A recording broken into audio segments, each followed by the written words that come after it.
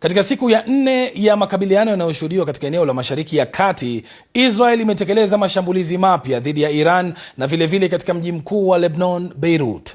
Israel pia imevituma vikosi vyake vya ardhini kuingia Lebanon kwa ajili ya kudhibiti maeneo zaidi, na inasema kwamba hatua hiyo imechukuliwa ili kuzuia mashambulizi ya angani ambayo yanalenga raia wanaoishi kwenye eneo la mpakani na Lebanon. Rais wa Marekani Donald Trump mapema leo amedai kwamba operesheni ya kivita ya Marekani ilikuwa inaendelea vyema, ila amesema pia kwamba watu kadhaa ambao serikali yake ilikadiria kwamba wanaweza kumrithi Ayatollah Ali Khamenei wameuawa katika mashambulizi. Amewaeleza wanahabari katika ikulu ya White House kwamba anaamini Iran ingetekeleza mashambulizi kwanza, akiongeza kuwa alishinikiza Israel kuanzisha mashambulizi dhidi ya Iran. Mambo yanaendelea vizuri kama mnavyoona vyema.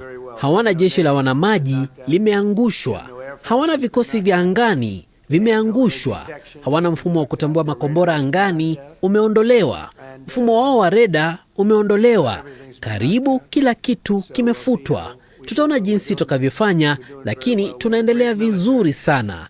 Tuna jeshi kubwa na linafanya kazi nzuri sana. Sasa waombolezaji wamekusanyika kusini mwa Iran kwa ajili ya hafla kadhaa za mazishi ya watoto waliouawa katika shambulizi lililolenga shule.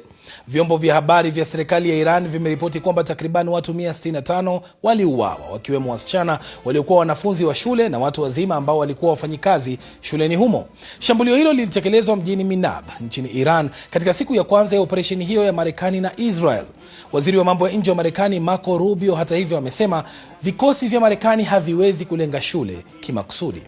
Iran imeendelea kulengwa na mashambulizi huku mji mkuu Tehran ukishuhudia mashambulizi kadhaa siku ya Jumanne. Shirika moja la kijamii la kutoa misaada ya kibinadamu limesema kwamba watu 787 wameuawa nchini humo. Waziri wa mambo ya kigeni wa Marekani Marco Rubio amesema kwamba Iran lazima ijiandae kwa mashambulizi makali zaidi dhidi yake. Katika ukanda mzima wa Mashariki ya Kati, makombora kadhaa yamerushwa usiku kucha yakilenga Qatar, Umoja wa Falme za Kiarabu UAE, huku Iran ikiripotiwa kulengwa na kuharibu makao makuu ya jeshi la angani la Marekani huko Bahrain. Huyo hapa mwandishi wetu Barbara Plett Asha akiwa Doha. Silaha kubwa walionayo Iran ni eneo walilopo kijiografia. Wana uwezo wa kuzusha hasa na kutatiza uchumi wa mataifa jirani, kwa sababu hadi sasa wametatiza usafiri wa anga kwa kulenga viwanja vya ndege, ikiwa wataathiri usafirishaji wa mafuta, na hapo jana walianza kulenga miundombinu ya kusafisha mafuta hayo, basi huenda wakatatiza soko la dunia.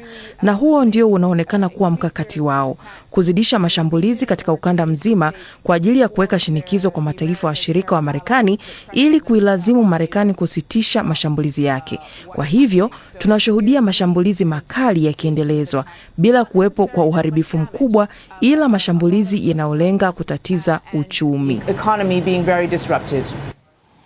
Sasa ili kuelewa kwa ndani kuhusu mkakati wa Iran, tuungane na mchambuzi wetu Ibrahim Rabi, yuko Fujairah katika Umoja wa Falme za Kiarabu UAE. Rabi, kwa mtizamo wako, mkakati huu wa Iran kulenga majirani wake unaweza kufaulu katika kutimiza malengo yake?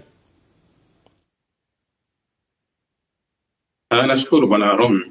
Bila shaka ni mkakati mgumu sana, na madhara ya mkakati huu yameanza kuonekana kule Ulaya baada ya jana Qatar kusitisha usafirishaji wa gesi na Saudi Arabia kupunguza usafirishaji wa mafuta baada ya refinery yake moja kushambuliwa.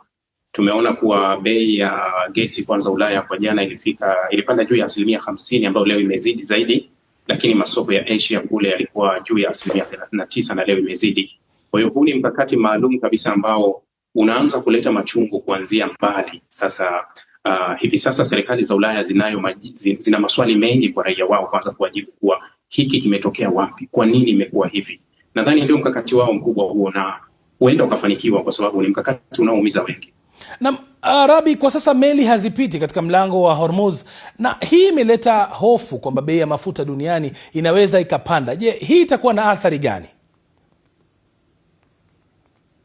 Ya kabisa, mfereji wa Hormuz ni moja ya mifereji mikubwa kabisa duniani ambayo inasafirisha kiwango kikubwa. Theluthi moja ya mafuta yanapita pale. Wanakusudia kusema kuwa pipa milioni 20 zinapita pale kila siku, lakini ni njia nzuri pia inayosafirisha gesi ya LNG kwa nchi zingine. hapa nchi zinaathirika moja kwa moja tu. Unaweza kuona kuwa labda unaweza ukahisi labda wazalishaji wakubwa, mfano Iraq anapitisha zaidi ya 85%, lakini ukiangalia kuwa Marekani ndio kawekeza zaidi Iraq, maanake unaweza kuhisi kuwa Marekani ataathirika kwa kiwango gani. Lakini pia hata Saudi Arabia hii njia amekuwa akiitumia kwa zaidi ya 35%. Pia unaweza ukaona kuwa hata UAE pia sasa ni sehemu ambazo ni washirika wa karibu wa Marekani wa kiuchumi na kimkakati, lakini pia wote hawataweza kupitisha hapo. Nimeona taarifa ya Saudi Arabia kuwa wanaangalia njia ya pili, angalau wanaweza kutumia bahari ya pili, kwa sababu Saudi Arabia anakutana na bahari mbili. Kwa hiyo wanaweza wakahamisha kutumia bahari ya pili, lakini bado haina usalama sana, kwa sababu Iran ana washirika wa upande wa pili ambao wanakuwa ni wale Wahuthi, na tuliona kipindi chote cha mzozo wa Gaza walikuwa wameweka mzingiro wa meli. Sasa hatujui kama na hilo watalikubali au wataungana na Irani katika kukwamisha au kulazimisha dunia iwe pamoja. Je, mataifa ya Mashariki ya Kati yana mchango gani, Rabi, katika kumaliza au kuendeleza mzozo huu? Kwa sababu wengi wanaonekana wapo kimya. Bila shaka mataifa haya yalionyesha hilo mwanzoni kabisa, na hata umemsikia waziri wa mambo ya nje wa Omani alilizungumza hata mwanzo wa mzozo kuwa tulikuwa tumefika sehemu nzuri na tulikuwa tuna mazungumzo mazuri ambayo yangeleta suluhu ya diplomasia.